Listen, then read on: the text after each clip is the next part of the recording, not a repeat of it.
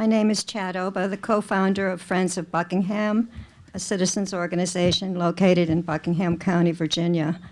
The Atlantic Coast Pipeline FERC docket number 15-554 is a proposed 600-mile, 42-inch gas pipeline running from the fracking sites in the Marcellus Shale regions of north central West Virginia through several West Virginia counties and then running through western and central Virginia southeasterly to North Carolina. 25 miles of this proposed line would run through Buckingham. We are the proposed site of the only compressor station in Virginia, a compressor station that has been increased in size 3 times to the current 515 horsepower capacity, almost triple the originally proposed size. We were told by FERC we would have a FERC hearing in our county and an additional one specific to the compressor station. The National Environmental Policy Act emphasizes the importance of the public participation process, directing that each federal agency shall provide opportunities for commentary input in the process. We did not get a FERC meeting in our county. The meeting was held in another county, 45 minutes to an hour's drive away. Many of our residents are elderly, particularly in the compressor station neighborhood, and do not normally drive on winter's evenings, let alone to a location so far away.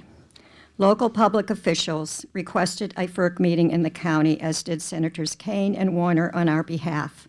Senator Kaine, in his letter to FERC, in short, simply having a public comment process is insufficient if that process is not easily accessible to the public. We received no reply from FERC.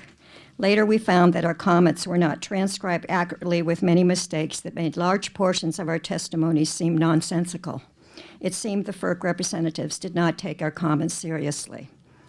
We are also especially concerned about historic resources located in Buckingham and the seemingly inadequate consideration they have received during the Section 106 process, leaving them in a particularly threatened position. In effect, our existence as a viable historic site has been erased from the FERC docket. The 68-acre parcel purchased for this compressor station was once part of the Variety Shade Plantation in Buckingham County and lies in the middle of the historic African-American community of Union Hill.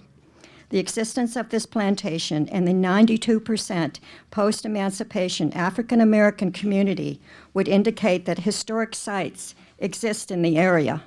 However, at this point in the process, we are unable to obtain reliable official information about the compressor station site and the potential impact on historical resources.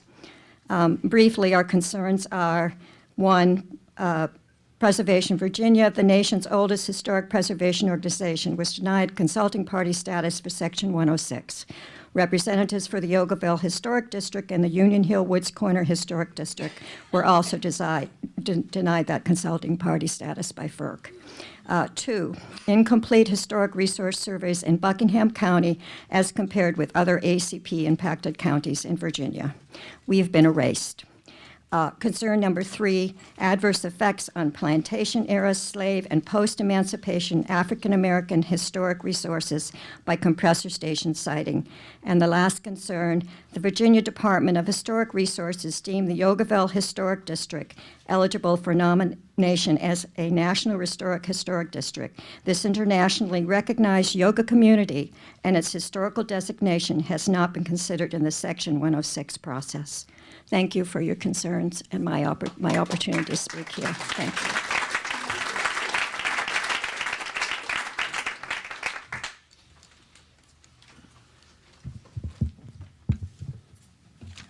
Good afternoon. My name is Renee Walker, and I live in Swanton, Ohio. I'd like to thank you for the opportunity to be heard. My family struggles about the Nexus Pipeline and FERC. First, I'd like to give you a little background on my family. My husband Randy and I grew up on small 10-acre farms where we raised pigs, fowl, horses, cows, etc. Randy's dream was to farm from early childhood with his father. That dream died when his father did, when Randy was a teenager. I honestly believe a person is born a farmer. Love of the land is ingrained in certain people from birth. We met in 1976. We started our journey. In 1986, we bought our first 74 acres and began remodeling an abandoned, unlivable farmhouse And we also diligently work to turn the worst ground in the county into productive farmland. This is the same piece of land that Nexus wants to defile by forcing a pipeline on us.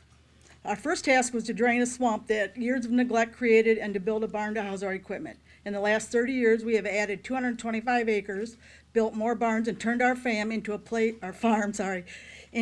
for family and friends to congregate for fun, relaxation, and fellowship. Even a tornado in 2010 that damaged every building, the house, and our woods didn't destroy our love of this farm. After 3 years of rebuilding and clearing the trails in our woods, we have finally reached the point of being able to slow down.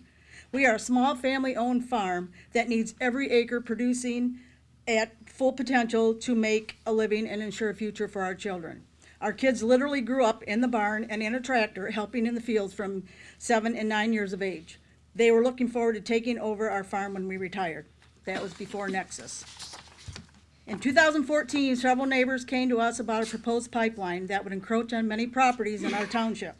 We became involved in a movement to stop the pipeline, or at least move it to a less populated area. Our group, Fulton County Common Sense Energy Coalition, succeeded in getting a reroute from the Oak Openings region and the very populated area, which moved it right on our farm. Yeah. Our group has worked tirelessly in appealing to local, state, and federal politicians, the Ohio Farm Bureau, FERC, OEPA, and even Nexus themselves for a common sense solution to this project. This has been to no avail.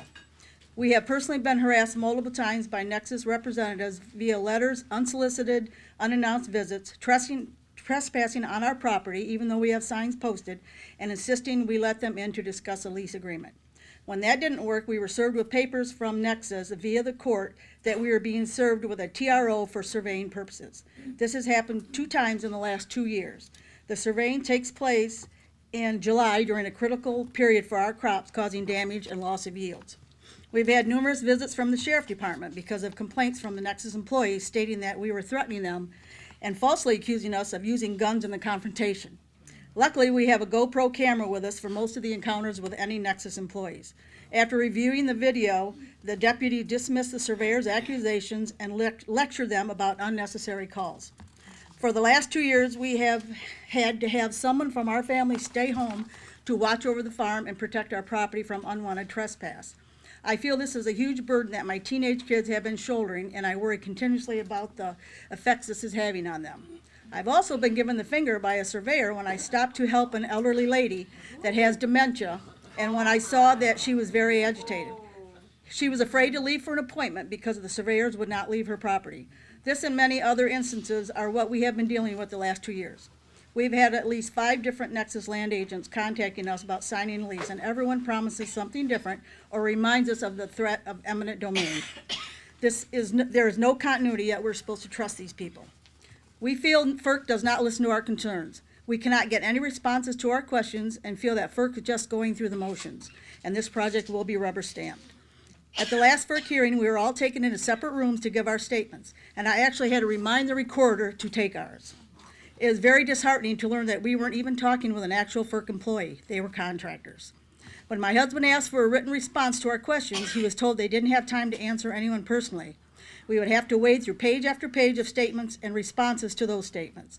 Many people left the meeting because they felt uneasy talking one-on-one, and they wanted to hear what everyone else had to say. We were told this new format was requested by Nexus and allowed against the people's protests. We asked FERC to find out why Nexus bypassed a wooded property which added 1 mile pipeline to the route and took the line closer to people's homes instead of going through the wooded area. Coincidentally, this property is owned by the Fulton County prosecutor's brother. You tell me. We also asked Nexus employees and have not received an answer from either group, yet we're supposed to trust this company. This last 2 years have seen neighbors, family, and friends at odds with each other. And we expect this to escalate if FERC gives Nexus the permits to proceed with this project. Several neighbors have had to hire lawyers because the stress of dealing with this has worsened health issues, and as one lady said, her husband's health and life are worth more than a piece of dirt. This farm has been in their family for generations. I find it appalling that citizens must choose between their health and fighting for the right to keep their property as they wish because of the greed of the oil and gas companies and the politicians that support them.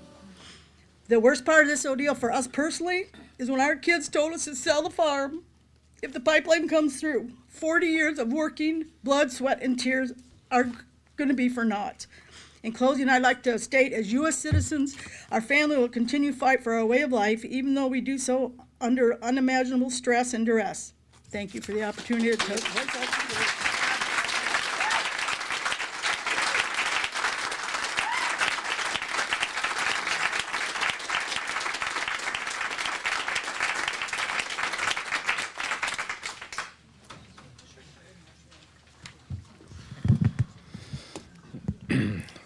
Been hearing a lot of powerful testimony like that. My name is Russell Chisholm. I am Vice Coordinator for Preserve Giles County, and I serve on the Executive Committee for POWER, the Interstate Coalition to Protect Our Water, Heritage, and Rights. When I leave this hearing today, I will make my way to North Dakota as a rostered member of Veterans Stand for Standing Rock. Because I swore an oath to uphold and defend against all enemies, foreign and domestic.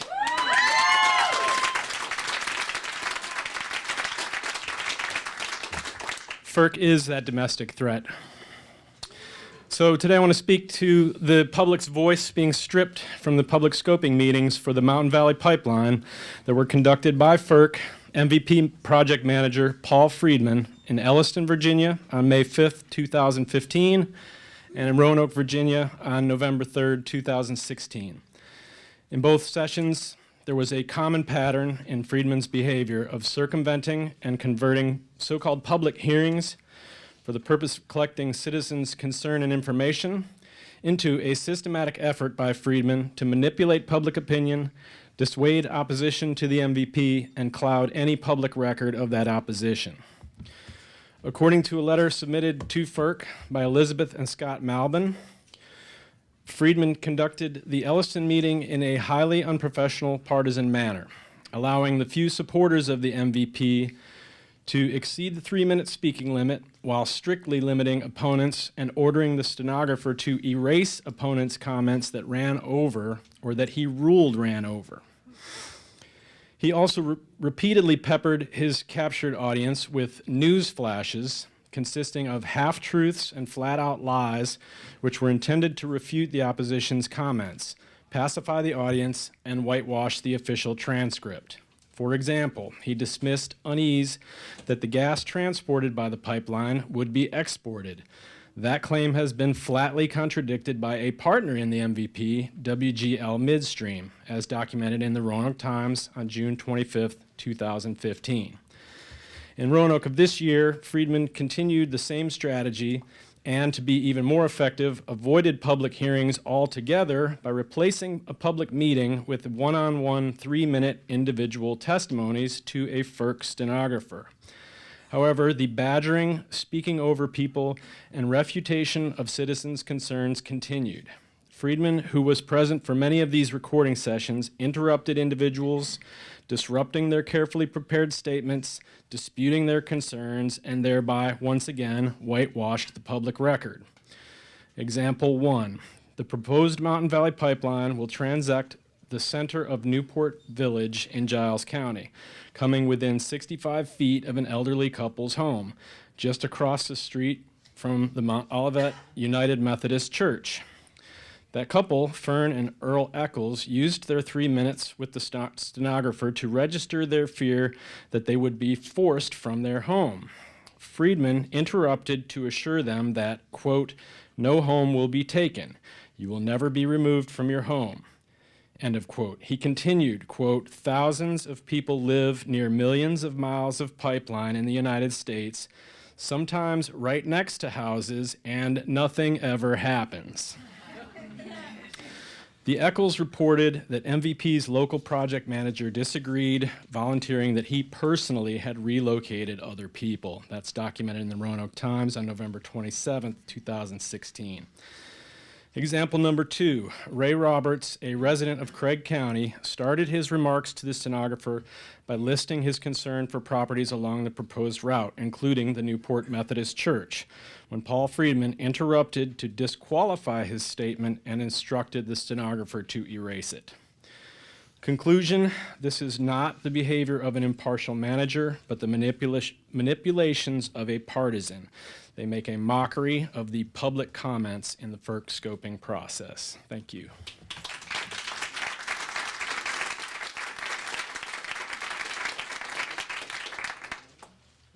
Michelle Keith. Hi, I gave you the attachment. It's from FERC that I mentioned in my comments. My name is Michelle Keith. I'm a board member of South Coast Neighbors United in Massachusetts.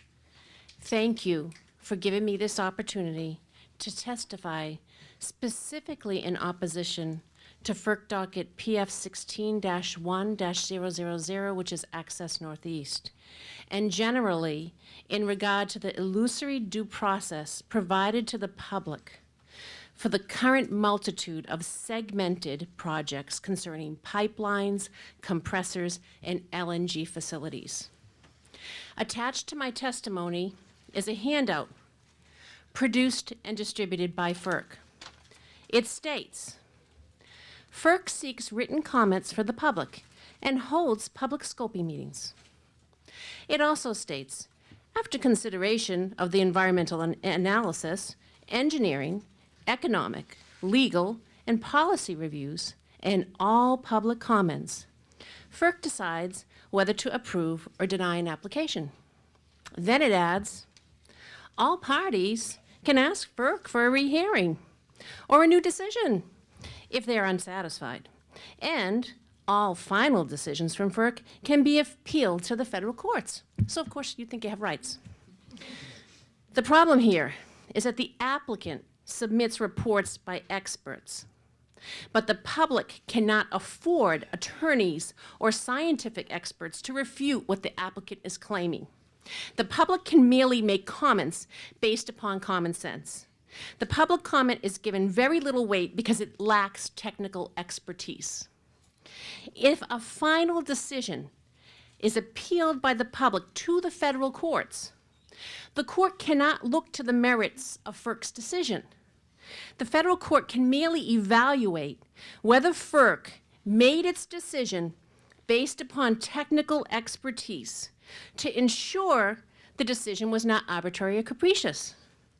Of course, because FERC has made the decision based upon the technical expertise provided by the applicant, the appeal is denied and the public has received illusory due process.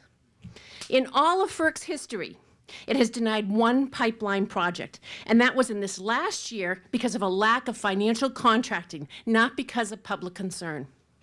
On October 3rd, 2016, at the Sustainability Summit in New Hampshire, I witnessed FERC Commissioner Cheryl LaFleur, and I tweeted about it, describe FERC's mission with these words, quote, ultimately, we have to decide where the pipeline is going to go. I think that says it all. FERC's decisions are not about the safety or concerns of the public. The law, procedures, and decisions indicate illusory due process for the public and favor the applicant industries. With regard to FERC docket PF 16-1000 Access Northeast, 2 LNG facilities, each the approximate size of a football stadium, do not belong in a residential neighborhood. Folks did not purchase their homes in residential neighborhoods to later endure the toxic effects and dangers associated with industrial zones, especially pipelines, compressor stations, and LNG facilities. I ask for a Government Accountability Office review of how FERC operates and a moratorium on all applications until the public can be guaranteed due process. Thank you for listening.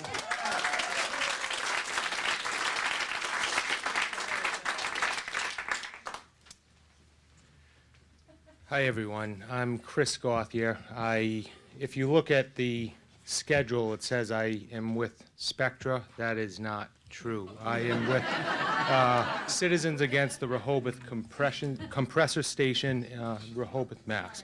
So you don't have to throw anything at me right now, okay? All right. So 3 years ago, my family and I moved to Rehoboth to fulfill a dream, to build a horse farm that my wife and stepdaughter could only envision in their mind at that point. I worked full time, and for 3 years, every day off I had, I worked on the property, clearing land, building the barn, constructing a riding ring, etc. So it's near and dear to my heart and to my family's. I built it with my own hands, and I am a public accountant. I don't build these things, so it's out of my normal comfort zone to do this, but I wanted to do it for my family. My family was living a dream until September 26th of this year. Spectra came to my town on September 26, 16, and that date changed my life since. Prior to that date, Spectra had laid out a confusing and exceptionally vague plan to put a fracked gas compressor station behind my house. So it's going in the property directly. If you put your hand over my horse riding ring, you're on the property. They're going to be taken by eminent domain. All right, so I think what I really want to say here is, even though it's not there, what it has done to my ability to enjoy the present moment cannot be understated. Okay, so residents of my town had gathered an impressive list of questions which were presented to Spectra for the meeting on September 26th. They were logical. A couple, for example, are all gas leaks reported to residents? Or are there toxins? Or, what are these toxins? So approximately 82 questions. They answered 2, all right, to completion. So that really made me feel what I was dealing with here. If Spectra's not answering our questions, it really got me fired up to look into and peel back the onion of what this is. So Spectra said that they would get back to our town on the unanswered questions. Months went by, and we noticed that Spectra had marked the requirement to talk with the town of Rehoboth on FERC's pre-file application as complete. Okay? So the state of Massachusetts, just to give a background, has put a 10-year moratorium on fracking, citing pollution and health risks as the reason for this moratorium. All right. However, FERC is able to, I've been researching this till all hours of the night trying to understand what I'm dealing with here. It's like David versus Goliath to me.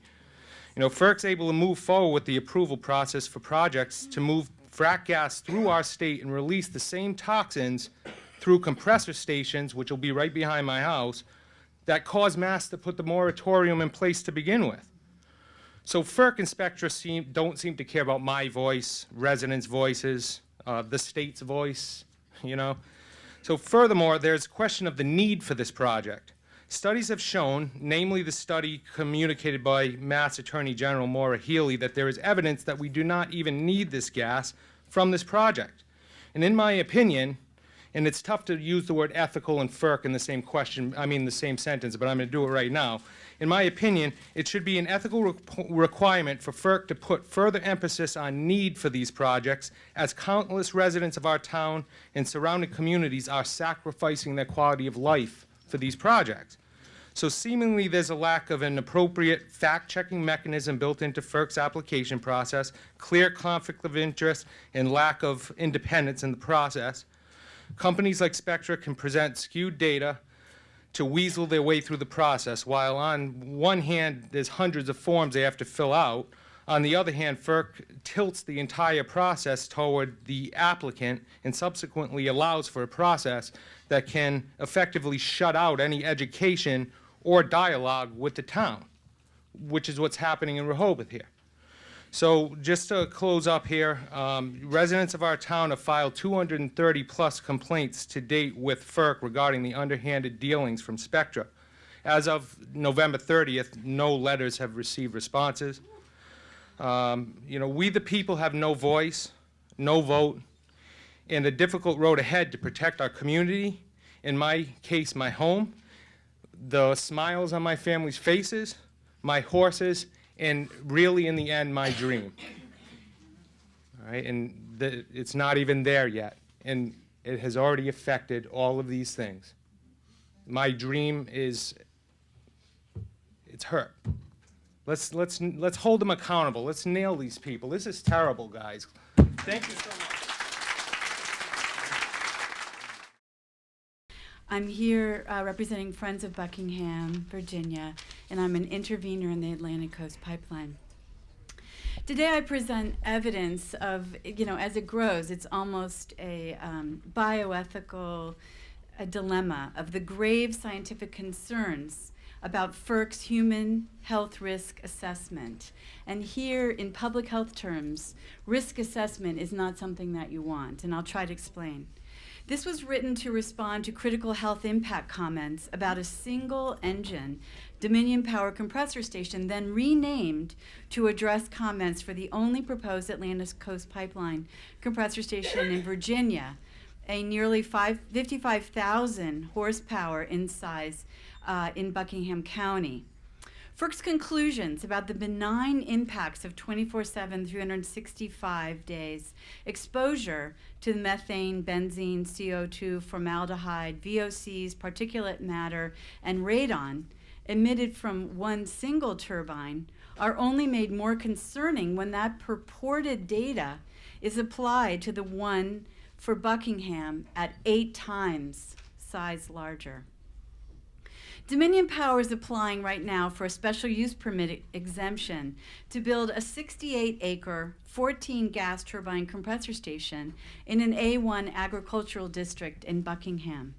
They brought forward FERC's, I have to put, health risk assessment at the Buckingham Planning Commission to counter expert testimony by Barb Gottlieb, Director of Environment and Health, National Physicians for Social Responsibility. She presented the latest scientific evidence about the negative health impacts from even small compressor stations, such as cited by the FERC quote-unquote study. Public comments had referred to blowdowns, leaks, fires, and their health impacts on nearby residents with pre-existing conditions, young children, pregnant women, and the large percentage of nearby residents who are elderly. Public health concerns also relate to health disparities and environmental injustice. The siting of a mega compressor station in the middle of a densely populated 92% African American historic freedmen community of Union Hill. This compressor station would be at the intersection of the existing 42-inch Transco pipeline with the to-be-built 42-inch Atlantic Coast pipeline, thus sending pipelines out in 4 cardinal directions. Dominion's representatives dismissed all health concerns using this FERC study, which is why I bring it to your attention today. It looks like science, but in no way is scientific. The authors are unnamed FERC staff. Their credentials as scientists cannot be verified, so they cannot be held accountable in peer review. They cannot be independent scientists, as FERC staff are paid by the corporations they regulate. As all data in this report are from Dominion-taken air samples, this qualifies as industry-sponsored data, and industry-sponsored research is a key concern in medical science and public health. FERC's quote-unquote evidence is air emission samples taken by Dominion at 3 very small compressor stations with each a single small horsepower engine. The most recent samples are for 2012. All toxic emissions, particulate matter, and radioactive compounds measured were for compressor stations that at their largest were 46,803 horsepower smaller than the one proposed for Buckingham. So no authorship, no non-interested data, no comparable data. Lastly, the model used, quote-unquote, risk assessment in public health is deeply flawed. Critiqued by public health scientists because it uses no actual data from people. Quote-unquote, risk assessment data flattens the direct line between toxic chemicals that specific people encounter in specific environments and their cancers and early mortality rates. They do this by using data mining only. For example, deaths in a zip code, often used as a no liability tool, notably post 9/11, by the City of New York to erase connections between emergency workers working in the rubble and subsequent cancers and early deaths. We call on FERC to require, quote-unquote, weight of evidence studies on compressor stations, such as the Minisync New York Compressor Station Monitoring Study, which is just 1/5 the size of the proposed Buckingham one. That study found links between routine operations, even, as well as blowdowns and new reports of health conditions at specific doctor visits. We asked FERC, and this seems like a joke at this point, but we asked FERC to support independent, peer-reviewed science, not industry-sponsored pseudoscience that looks to us like a recipe for another bioethical disaster like the Tuskegee syphilis experiment. Thank you.